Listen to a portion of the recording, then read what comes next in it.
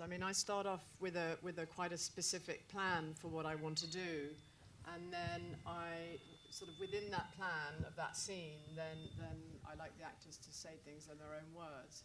But then I will feed in certain phrases. I mean, there's a sort of key phrase that comes up a couple of times, which I use a lot myself actually, which is "I can't bear it." So there were certain phrases and that are sort of fed in, because actually I don't really want an improvised feel as such, because I'm interested in quite a sort of precise result, but at the same time I want the performances to be very naturalistic. Ed Rutherford is a really wonderful cinematographer, and this is his first film actually. Unfortunately he's not here tonight because he'd be able to answer that very well, but he did actually surprisingly use a bit of light. I didn't want it to be too, I wanted the crew to be very sort of lightweight, so we didn't have that many people. We had 3 people on camera, but he's very clever at doing light very quickly and very discreetly. So, because I quite like to keep a momentum going, I don't like lots of time for lighting, but he was very clever.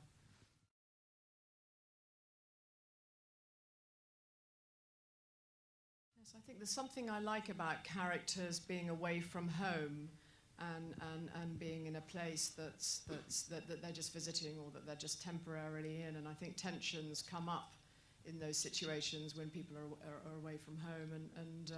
But I don't think I'm always going to be interested in that. I think the next thing I'm planning is actually going to be at home or at the home of the characters. But I do think there's something that comes out of those situations that is interesting.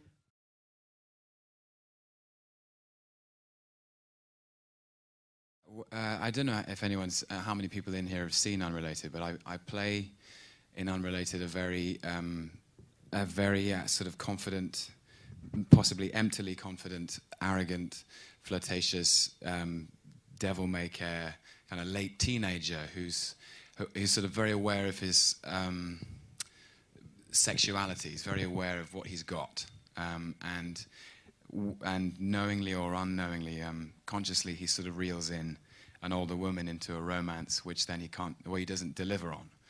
And this is entirely different, I hope. I owe a lot of my characterization to Joanna, who wanted to explore the idea of somebody who is intrinsically good, who believes he is bad, or has an inclination towards compassion for other people's problems before his own, and inhabiting. So if Oakley in Unrelated is thrusting into the world with a kind of fireball of young masculine energy, Edward is much more doubtful, much more curious, much more vulnerable, is living in the question all the time, is constantly thinking, what is the best use of my time on this planet? And I hope you can pick up that he's been working in a bank, a big investment bank, and at the age of, in his late 20s, he's giving up that career in banking, whether it's as a result of the financial meltdown or not, or whether he's just bad at banking, he's not right for that world, and he's trying to find a way through the world in a way that makes sense to him, and this volunteer work is something that appeals. But I, in a way, this was very different, because in Unrelated, I was enormously active. I was always driving a scene, or kind of I was the primary, at least one of the primary energies in a scene.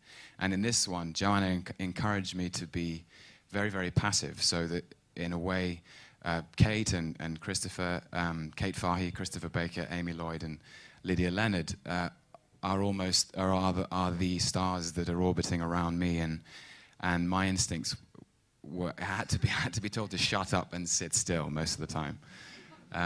Because I, as you've just found out, tend to talk a lot.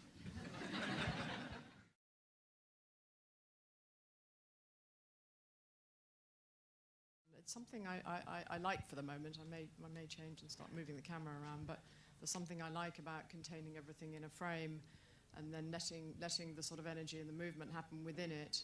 And I think, holding a frame for a certain length of time allows you to sort of get, as the audience, I hope anyway, sort of immerse yourself in that frame and explore it and become very intimate with it, despite it seeming like a sort of distancing thing. I hope it actually, in a way, brings you makes you lean forward or further forward into the film. It's really interesting as an actor as well, because you're so used to having one's work seeing one's work in close up, and it's constant. You know, the vogue at the moment is and I'm saying it's neither a good or a bad thing, but it's lots of cuts, very quick. The camera's moving all the time. The movement of the camera is telling you the story. And I can say this to Joanna can't because she's too modest, but I think the stillness of the camera and the length of the take almost objectifies the action in a way that you can see it more cleanly, in a sense. And there's quite a few. You think you're doing something, and then you know, months down the line, I sit and watch the film for the first time, and I didn't realize that's what's really going on in the space between where the characters are standing or sitting, in a way, which you don't necessarily get in close up, I think.